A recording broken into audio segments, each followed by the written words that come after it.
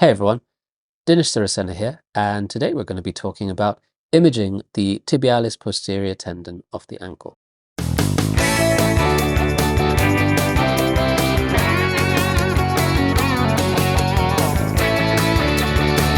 As with my previous videos, I recommend two resources. Firstly, the ESSR guidelines for musculoskeletal imaging, and in this case for the ankle, and also ultrasoundcases.info. So here are the images from the ESSR guidelines.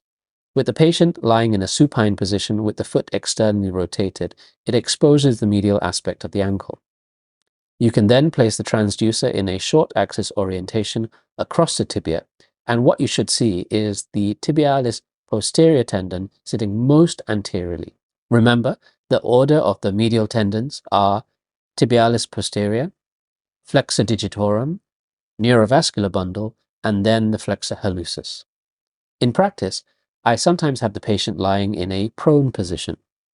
This is usually more comfortable for the patient, and you can support the ankle by placing a rolled towel over the anterior aspect of the shin.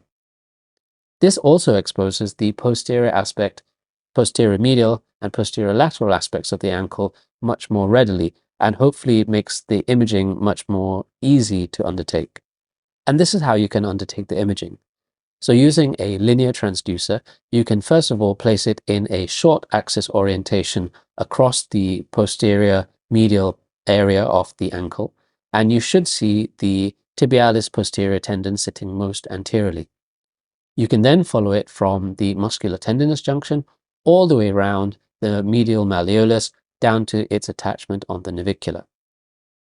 Having assessed it in this way, it's important to turn the transducer 90 degrees to then assess the tendon in a long axis orientation.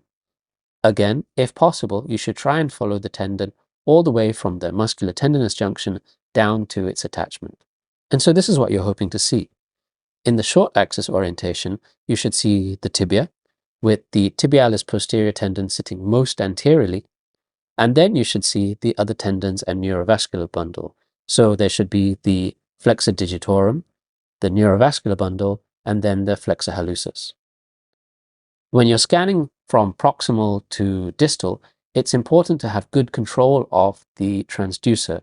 Otherwise, it's possible that you may miss pathology as you're rounding the medial malleolus.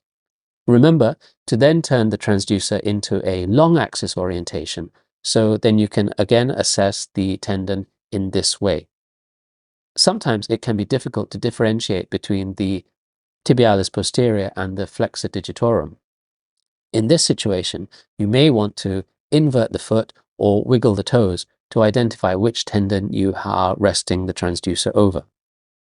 Again, in the long axis orientation, remember to trace the tendon from the muscular tendinous junction all the way down to the attachment at the navicular.